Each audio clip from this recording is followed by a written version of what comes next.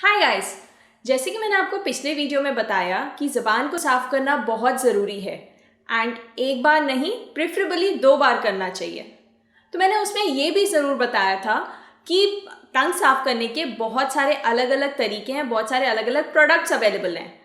तो इस वीडियो में मैं आपको बताने वाली हूँ कि अलग अलग प्रोडक्ट्स कौन से अवेलेबल हैं एंड सबसे इकोनॉमिकल वाला मेथड या सबसे इकोनॉमिकल वाला प्रोडक्ट कौन सा है।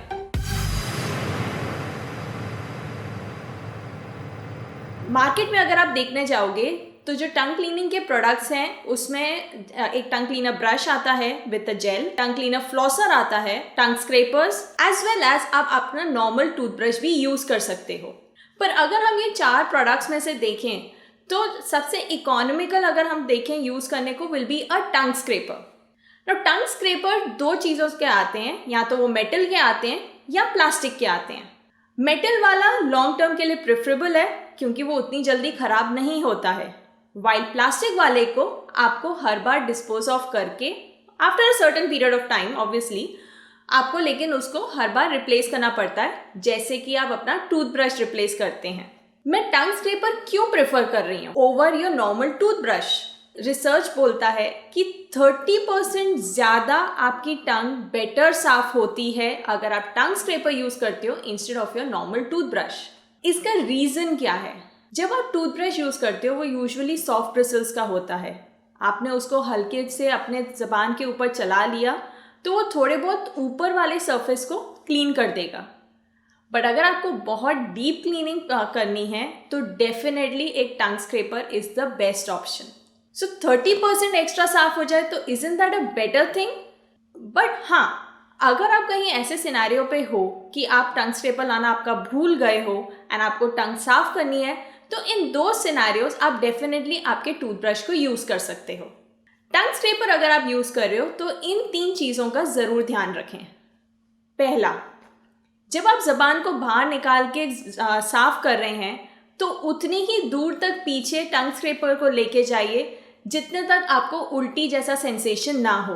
दूसरा, कि जब भी यूज़ करें उसके पहले टंग स्क्रैपर के एंड्स को एक बार अच्छे से देख लें, उस पर कहीं पे भी रफनेस या आपको पॉइंटेड एंड्स नहीं मिलने चाहिए, क्योंकि अगर ऐसा हुआ तो आपको आपकी ज़बान को चोट लगने का डर है।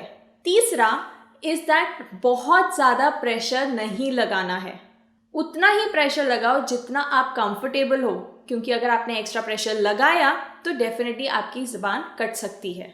इन 3 प्रिकॉशंस के अलावा एक और बात ज़रूरी है, इस आप अपने टंग स्क्रैपर को डिसइंफेक्ट करना रेगुलरली ना भूलें। इसका रीज़न क्या है? अगेन, क्योंकि आपका टंग स्क्रैपर आपके ज़बान को जब साफ़ कर रहा है तो उसके कीटाणु को भी वो साथ में निकाल रहा है, एंड वो कीटाणु अगर आपने टंग क्लीनर्स को अच्छे से डिसइंफेक्ट करके नहीं यूज़ किया तो वो कीटाणु आपके मुंह में वापस जा सकते हैं। अगर आपको ये समझना है कि आप कैसे डिसइंफेक्ट कर सकते हैं तो हमारे पुराने वीडियो पे आप जा सकते हैं जिसमें मैंने बताया आप टूथब्रश को डिसइंफेक्ट कैसे कर सकते हैं। वो सेम मेथड आप अपने टंग स्क्रैपर को डिसइंफेक्ट करने के लिए भी यूज़ कर सकते हैं। सो आई होप ये समझने के बाद में आप लोग अगर टंग स्क्रैपर्स नहीं यूज़ कर रहे हैं तो आप वो खरीद लें एंड उसको यूज़ करके अपनी ब्रेथ को और फ्रेश करें। This is Dr. Surbhi Wadhwani, founder and operating dentist at Tooth Fairy Dental Clinic Indore, signing off. Till we meet again, keep smiling and be happy. Why are you laughing?